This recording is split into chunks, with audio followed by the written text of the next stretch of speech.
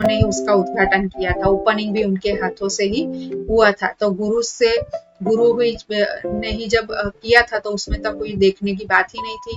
देखो हम देख सकते हैं कि यहाँ पर लेखक को पढ़ने के साथ साथ कितनी बड़ी मुसीबतों का भी सामना करना पड़ रहा है। अपने शुरू से ही हमने देखा कि 100 टचनु सोनू, तो पढ़ाई क्यों इम्पोर्टेंट है, कैसे उन्होंने अपनी पढ़ाई जारी रखी। आजकल तो हमारे पास कितनी फैसिलिटीज है, हमारे ट्यूशन क्लासेस होते हैं, कोचिंग क्लासेस होते हैं, हम जाते हैं स्कूल में भी हमको पूरी फैसिलिटी मिलती है। फिर भी हम कभी कभी ये सोचते हैं कि पढ़कर क्या करना है। तो हमें थोड़ा ये बात से सोचना होगा कि अगर इतनी तकलीफ, इतनी अवरोध आने के बाद भी यहाँ पर जो अय्यप्पा है उन्होंने अपनी पढ़ाई जारी रखी, तो हमको तो इससे बहुत ही अच्छा हमारा तो अभी फैसिलिटी मिल रही है, तो हमें भी इसका ध्यान रखकर पढ़ना चाहिए।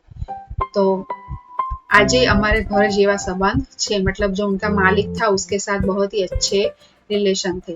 तो बा अय्यप्पा અહીં ગામડે કેમ રહે છે?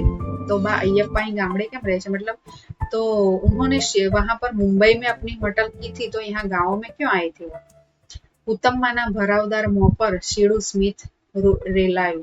देखो वो हंसने लगी थोड़े सा, एमनो गर्व अचतो न रह्यो। उनको बहुत ही प्राउड फील हो रहा था अपने बेटे के लिए।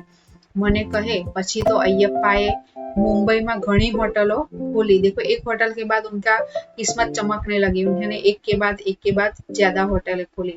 मने त्या बोलावी लीधी, पण मने त्याना घोंघाटमां न गोठ्यो।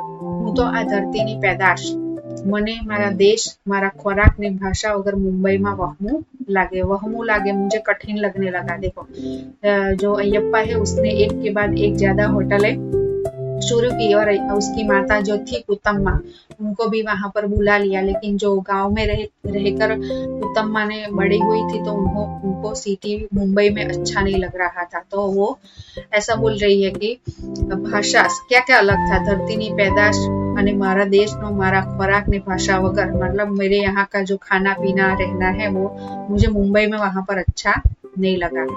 हास तो बा हमारा दादा अमने नानपणमां एक श्लोक कहता, जननी जन्मभूमिश्च स्वर्गादपि गरीयति। देखो बहुत ही बढ़िया सेंटेंस है, जननी जन्मभूमिश्च स्वर्गादपि गरीयति। मतलब उसका मतलब ये होता है कि हमारी जो जननी जन्मभूमि है, जहाँ पर हमें पैदा हुए हैं, वो स्वर्ग से भी अधिक है। तो यहाँ पर जो अय्यप्पा की कुतम्मा जो बात करती है उसके रिलेटेड कवि लेखिका बोल रही है, मातृभूमि थी मीठू काई ज नहीं, स्वर्ग थी अधकेरी होय तो जन भूमिका। देखो स्वर्ग से भी बढ़कर है हमारी जन्मभूमि, तो ये इसकी बात है।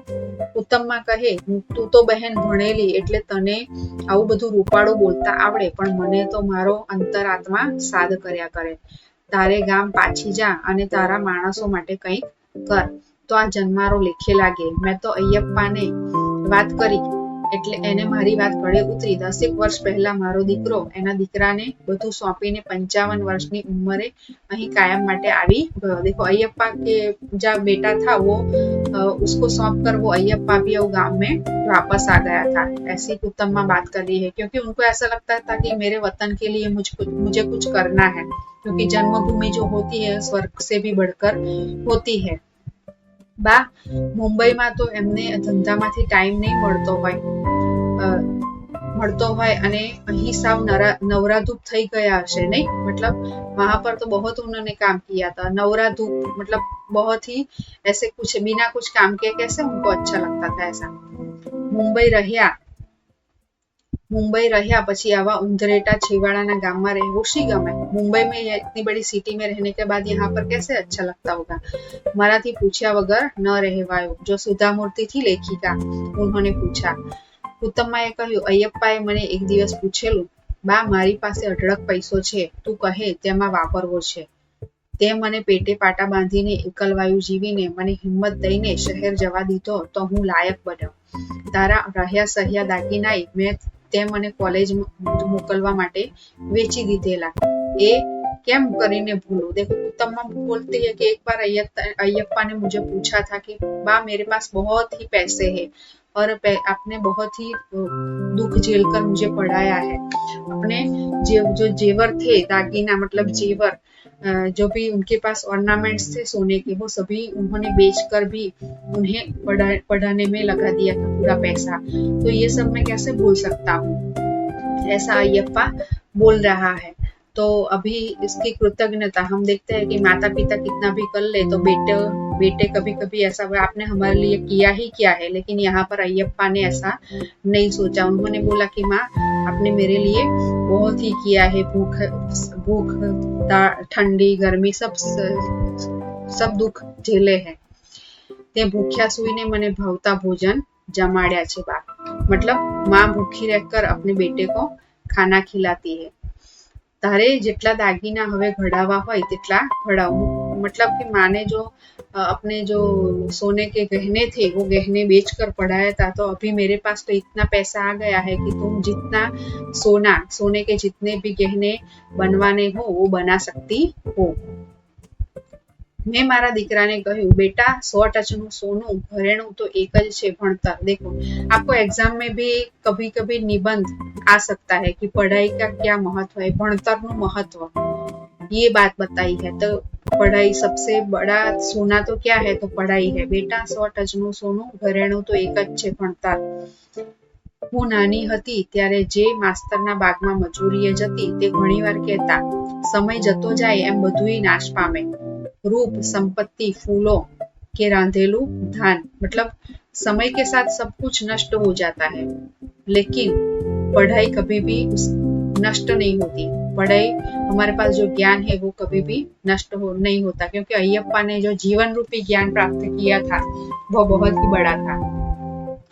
तो माता जो है कुतम्मा वो बोलती है कि जब मैं छोटी थी तब जो मजदूरी करने जाती थी तो वहां पर वो टीचर शिक्षक जो थे वो बोल रहे थे कि जैसे समय बीतता जाता है वैसे ही सब कुछ नष्ट हो जाता है। रूप संपत्ति फूल के रांधेलू धान, मतलब जो बना हुआ खाना होता है वो भी समय के साथ खराब हो जाता है।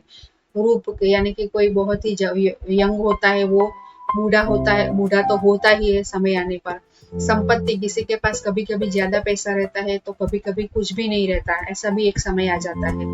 फूल भी मुरझा जाते हैं। खाना जो हम बनाते हैं तो फ्रेश होता है, शाम को वो भी बासी हो जाता है। रांधेलू धान मतलब जो पका हुआ खाना होता है उसकी बात है।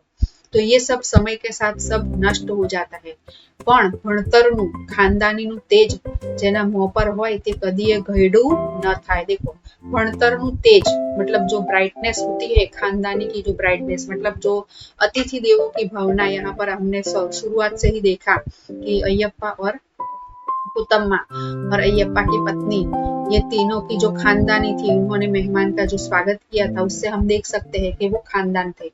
तो पढ़ाई और खानदानी नु तेज जिसके मुंह पर होता है वो कभी भी बूढ़ा नहीं होता। मतलब ये जो बातें हैं उसका कभी भी नष्ट नहीं होती। एज साचो रूप मतलब वही सच्चा रूप है। मारे हवे आ उम्र दागीना पहरीने शू करूं, मतलब मेरी इतनी अब उम्र हो गई है तो मैं गहने पहनकर क्या करूंगी। तू जो खरेखर कई करवा मांगतो होय तो अपना विस्तारना गरीब छोकरा घरे रहीने ज भणी शके तेवुं कई कर, क्योंकि बच्चों को पढ़ाई के लिए मुंबई में जाना पड़ता था। तो वो माता जो अयप्पा की माता है कुतम्मा, वो बोल रही है कि तुझे कुछ करना ही है, तू ऐसा कर कि गांव के बच्चे को के पढ़ाई के बारे में कुछ सोच, कई कर। तारी जेम नानी उम्रे तेमने मुंबई में टीचावू न पड़े, मुंबई में टीचावू न पड़े मतलब मुंबई जाना ना पड़े पढ़ाई के लिए। दीकरा आजे आ 10મી निशाળ तेणे बांधी छे, बधामां बब्बे पाड़ी चाले छे। देखो ये जो सुधा मूर्ति जो स्कूल में आई थी वो उसकी 10th यानी कि उन्होंने 10 स्कूलें ऐसी बनवाई थी, और वो उसमें भी बब्बे पाड़ी मतलब 2 होती है ना आपकी, जैसे बैच बोलते हैं कि गुजराती मीडियम हिंदी मीडियम, यानी वैसे ही बब्बे बैच 2 पालियां होती थी उसमें, बब्बे बैच चाले छे। અને અયપ્પાને તો શ્વાસ લેવાનો ટાઈમ નથી, ટાઈમ मतलब टाइम, उनको अयप्पा के पास तो सांस लेने के लिए भी वक्त नहीं है, क्योंकि उन्होंने जो भी उनकी आमदनी हुई तो उन्होंने उसको कहाँ पर लगा दिया, बच्चों की पढ़ाई पर। तो जूना जमानाना खखड़धज अवशेष जेवा कुतम्माना मोह पर संपूर्ण आनंद वर्तातो हतो। जूना जमानाना खखड़धज अवशेष मतलब बहुत ही बूढ़ी थी कुतम्मा, तो उसके मुंह पर बहुत ही खुशी दिखती थी। દક્ષિણ કિનારા વિસ્તારમાં શિક્ષણ સમા ઊંચા સ્તર અને ટકાવારી આવા જ ખમીરવંતા स्त्री पुरुषों के कारण हंसे। देखो यहाँ पर हम देखें कि ज्यादातर एजुकेशन का स्टेट कभी कभी जनरल नॉलेज में ऐसे सवाल आ जाते हैं कि किस स्टेट में ज्यादा पढ़ाई है, और जहाँ पर स्त्री और पुरुष यानी कि लेडीज जेंट्स दोनों पढ़े हुए ज्यादातर कौन से जो परसेंटेज है वो कहाँ पर है, तो साउथ साइड की स्कूल है वहां पर पढ़ाई ज्यादा है। तो ये बात है कि दक्षिण किनारा विस्तार में शिक्षण में ऊंचा स्तर और टकावारी आवाज खमीरवंता स्त्री पुरुषों ने कारण हसे, मतलब ऐसे ही लोगों के कारण यहाँ वहां पर स्कूलें ऐसी ज्यादा है, पढ़ाई के ज्यादा इम्पोर्टेंस दिया जाता है, वो ऐसे ही लोगों के कारण है। एवा अनुभववृद्ध वडीलो કે જેઓ સારા શિક્ષણનું મહત્વ સમજ્યા છે, 100 વાતની એક વાત ભણેલી કે ગણેલી 100 ટચના સોના જેવી સ્ત્રી જે કુટુંબમાં હોય તે આખા ગામને દીપાવે। देखो एक इसमें स्त्री लेडीज की बात है कि एक कहता है कि बेटा अगर पढ़ा तो वो एक ही कुटुंब को आगे लाएगा, लेकिन अगर बेटी को पढ़ाए तो पूरा अपना कुटुंब, माता पिता का घर और अपना ससुराल दोनों को बहुत ही उनके लिए वरदान स्वरूप होती है। तो यहाँ पर स्त्री शिक्षण मतलब जो महिलाएं होती है उनकी पढ़ाई की ओर भी यहाँ पर इशारा किया गया है। और दूसरा कि जिनके पास धन होता है, पैसा होता है, तो वो लोग को ऐसी कामों के लिए इस्तेमाल करना चाहिए कि जिससे गरीब लोग हैं जो पढ़ाई जो नहीं कर सकते, ऐसे लोग उसके लिए उपयोग करना चाहिए। तो 100 टच नु सोनू मतलब 100 टच का सोना है, क्या है ये हमने देखा यहाँ पर। जो सुधा मूर्ति है वो लेखिका ने बहुत ही बढ़िया तरीके से हमें बताया। तो अगर आपको कुछ पूछना है इसके रिलेटेड तो आप पूछ सकते हैं, और आपको अच्छा लगा हो तो अपने दोस्तों से आप शेयर कीजिए और सब्सक्राइब कीजिए। Thank you.